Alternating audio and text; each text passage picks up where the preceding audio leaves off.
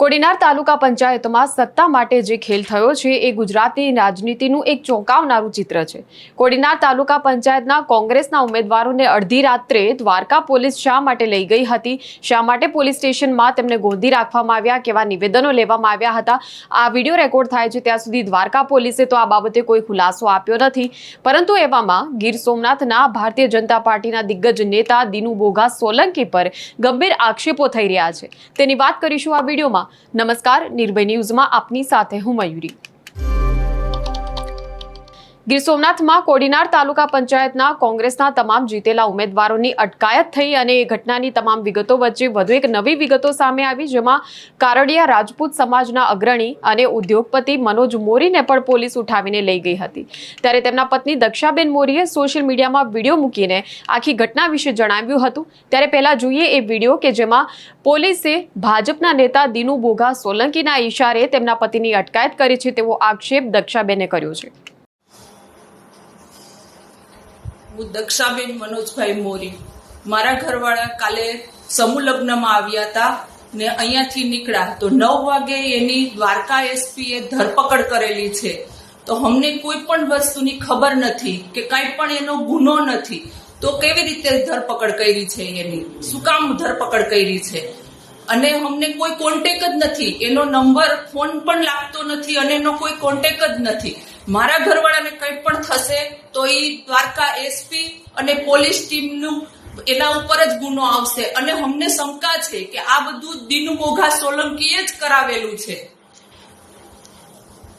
તો સ્થાનિક સ્વરાજની ચૂંટણીમાં પહેલા વિપક્ષના ઉમેદવારોને ધાકધમકી અને લોભ લાલચથી ઉમેદવારી ફોર્મ પાછા ખેંચાવીને બિનહરીફ કરવામાં આવ્યા અને તેના પછી જે ઉમેદવારો અડગ રહીને પણ ચૂંટણી લડ્યા અને ચૂંટણી જીત્યા છે તેમને હવે ધમકાવીને તેમના પરિવારને હવે હેરાન કરવાની ઘટનાઓ બની રહી છે, કેમ કે ભારતીય જનતા પાર્ટીએ સ્થાનિક સ્વરાજની ચૂંટણીમાં મોટાભાગની બેઠકો આ વખતે ભલે કબજે કરી, ગ્રામ્ય વિસ્તારોમાં હજુ ઘણી એવી પંચાયતો છે કે જેમાં કોંગ્રેસને બહુમતી મળી છે અને ભારતીય જનતા પાર્ટી ત્યાં સત્તા રચવાથી દૂર છે। કોડીનાર તાલુકા પંચાયત એ એવી જ તાલુકા પંચાયત છે કે જ્યાં વધુ બેઠકો કોંગ્રેસને મળી છે, ભાજપને બેઠકો ઓછી મળી છે। ત્યારે દિનુ બોઘા સોલંકી કે જે ભારતીય જનતા પાર્ટીના એક મોટા નેતા ગણાય છે ગીર સોમનાથના, અને તેમના જ ગઢમાં જ્યારે કોંગ્રેસે મોટું ગાબડું પાડી દીધું છે તેના કારણે ક્યાંક તેમનો અહંકાર ઘવાયો હોય તેવું બિલકુલ શક્ય છે। અને આખી ઘટના જે છે તેને સમજવા માટે કોડીનાર કોંગ્રેસના નેતા મહેશ મકવાણાનો પણ અમે સંપર્ક કર્યો હતો। ત્યારે આખી જે ઘટના જે છે તે કેવી રીતે બની છે, સાથે જ મનોજ મોરીનો આ ઘટના સાથે શું સંબંધ છે, આ બાબતે તમામ વિગતો તેમણે જણાવી હતી। ત્યારે પહેલા જોઈ લઈએ કે નિર્ભય ન્યૂઝ સાથે વાતચીતમાં તેમણે શું કહ્યું છે। આપણી સાથે મહેશભાઈ મકવાણા જોડાયા છે કે જ્યાં કોડીનારમાં તે કોંગ્રેસના મહામંત્રી છે। મહેશભાઈ, સ્વાગત છે આપનું નિર્ભય ન્યૂઝમાં। થેન્ક યુ બેન। મહેશભાઈ, આખી ઘટના શું બની છે અને ખાસ તો પહેલા એ સમજવું છે કે મનોજભાઈ મોરીનું કનેક્શન શું છે, જે અહીંયા કોડીનાર તાલુકા પંચાયતમાં તમામ જે કોંગ્રેસના જીતેલા ઉમેદવારોને પોલીસ ઉઠાવીને લઈ ગઈ, એની સાથે કઈ કનેક્શન છે મનોજભાઈ મોરીની ઘટનાનું? અને મનોજભાઈ મોરીના જે પત્ની છે એમણે દક્ષાબેને એવો આક્ષેપ કર્યો છે કે દિનુ બોઘા સોલંકીના ઈશારે આ બધું થઈ રહ્યું છે, એટલે શા માટે એમના પર એવો આક્ષેપ કર્યો, શા માટે દિનુ બોઘા સોલંકીનું નામ લઈ રહ્યા? એમાં એવું હતું કે ઓલરેડી મનોજભાઈ છે એ બીજેપી માં છે, ત્યાં ઓખા દ્વારકા છે, આપડે પ્રભવ માણેક છે એની સાથે એ વર્ષોથી બીજેપી માં છે। અહીંયા તેના શાળા છે એ હમણાં અમારી સાથે કોંગ્રેસમાં આવ્યા છે અને કોંગ્રેસની અંદર આવી અને જિલ્લા પંચાયત ચૂંટણી લડ્યા અને ચૂંટણીની અંદર જિલ્લા પંચાયતમાં સુનિલભાઈ રાઠોડ કે જીતી ગયા।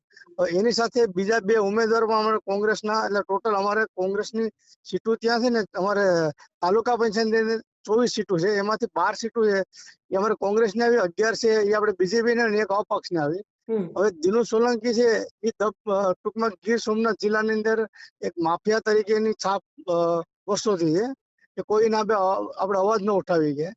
હવે આ મનોજભાઈ છે એ એકદમ સીધી લીટીના માણસ છે કે એને રાજકીય બહુ ઓલું નથી, પણ એને દબાવી અને આ જેના શાળાને દબાવી અને લઈ જવા માટે થઈ અને દિનુ સોલંકી દ્વારા પેલા તો અમારા ત્યાં જે દ્વારકા દર્શન કરવા ગયા અમારા ટોટલ 13 ઉમેદવાર, એના સાથેની ફેમિલી હતું, રાતના 150 થી 200 પોલીસ વાળા એ હોટલને ઘેરી લેવામાં આવી અને જેમ આતંકવાદી કેમ હોય આપણે હોટલની અંદર એવી પ્રવૃત્તિ કરવામાં આવી અને તમામ લોકોને અલગ અલગ પોલીસ સ્ટેશનમાં લઈ જાય અને ધમકાવી અને સ્ટેટમેન્ટ લેવામાં આવ્યા।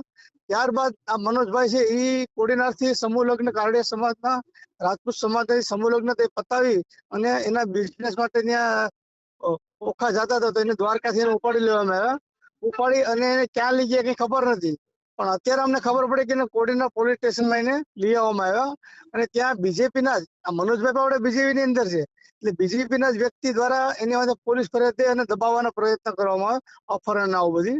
એટલે આવનારા દિવસોમાં અત્યારે અમારા જે કોંગ્રેસના તમામ કેન્ડિડેટ છે, ટોટલ અમારા 12 અને એક અપક્ષ, એને અત્યારે નાની 1 કરોડ 2 કરોડ રૂપિયા આવી રીતના બધી ઓફરો આપી અને ગમે તેમ કરી અને બીજેપીની સરકાર રચવા માટે થઈ અને અમારા ત્યાં મિનિસ્ટર છે પ્રદ્યુમનભાઈ વાંઝા, કે વાંઝા સાહેબના ગામમાં પણ વાંઝા સાહેબ આપણે હારી ગયા ને પંચાયતમાં. દિનુ સોલંકીનું ગઢ કહેવામાં આવે દેવળી ગામ, તો દેવળી ગામમાં પણ દિનુ સોલંકી આપણે હારી ગયા, બહુ મોટા માર્જિન ક્યાં રહે. એટલે અત્યારે હાલની અંદર કોડીનારની અંદર જે પોલીસ છે, ગીર સોમનાથ જિલ્લો હોય કે દ્વારકા હોય, પોલીસ છે બીજેપીના ઈશારે લોકોનું કામ કરે છે એક એજન્ટ થઈને અને લોકોનું અપહરણ કરવું, કોઈને ધમકાવો, આવી રીતના પોલીસ કામ કરે છે અત્યારે હાલમાં. અચ્છા, અને મહેશભાઈ, હવે મનોજભાઈને જે લઈ ગયા છે એમાં એવું પણ કારણ આપ્યું છે કે મનોજભાઈની સામે પોલીસ સ્ટેશનમાં એવી અરજી થઈ હતી કે એમણે ભાજપના સભ્યનું ભૂતકાળમાં અપહરણ કર્યું હતું એવું કંઈ. તો હવે આમાં કેટલું તથ્ય છે? એમાં હું તમને બેન એ કહેવા માંગુ છું ન્યૂઝના માધ્યમથી કે જો મનોજભાઈ અપહરણ કર્યું હોય તો કાલની ફરિયાદ તમારે હોય, આજે કાલે રાતે 8 વાગે ધરપકડ કરી લીધી 9 વાગે રાત્રિના સમયે, તો અત્યારે એને 12 વાગે કે 11 વાગ્યાની આસપાસ જે ફરિયાદી છે એને લઈ આવી અને પોલીસ સ્ટેશનમાં કોડીનાર પોલીસ સ્ટેશનમાં દેવામાં, એ પેલા કોઈ ગુનો દાખલ નથી થતો અહીંયા કોડીનાર પોલીસ સ્ટેશનમાં કે ગીર સોમનાથમાં. આ તો ઓન લઈ આવી એના પરિવારને જાણ કરવામાં નથી. એટલે દક્ષાબેન છે એક સોશિયલ મીડિયામાં એક ઇન્ટરવ્યુ આપે કે મારા ઘરવાળાને મને દહેશત છે કે દિનુ સોલંકી એન્કાઉન્ટર કરીને દિનુ સોલંકી એના હગા ભત્રીજાને પણ જેલમાં પુરાવી દેતો હોય તો બીજા વ્યક્તિની તો વાત આપણે બેન અલગ છે. એટલે દિનુ સોલંકીની ભૂતકાળ તમે જોવો તો બહુ એકદમ ગંભીર પ્રકારનો છે. મારી માથે પણ 19 ફ્રેક્ચર કરી નાખ્યા, એકાદી ફેરી મારે ફાયરિંગ કર્યું, આવું બધી. અને કોડીનારમાં જરા ફાયરિંગ થાય છે અને એ બેન હાથમાં ગોળી રાખે છે અને નામદાર હાઈકોર્ટમાં પિટિશન દાખલ થઈ તો હાઈકોર્ટ એક ઓર્ડર કરે તોય છતાં પણ જો પોલીસ ફરિયાદ ન લેતી હોય તો હવે અમારે કોડીનાર તાલુકાને ન્યાય લેવા માટે જવાનું ક્યાં?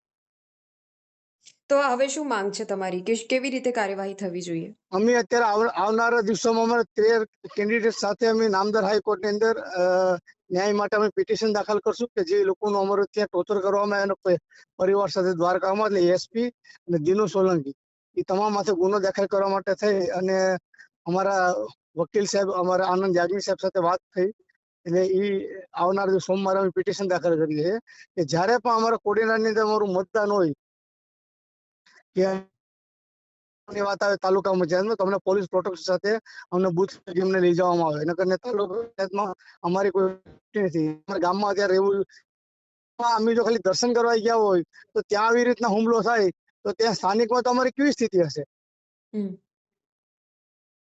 બિલકુલ, આભાર અમારી સાથે જોડાવા બદલ મહેશભાઈ.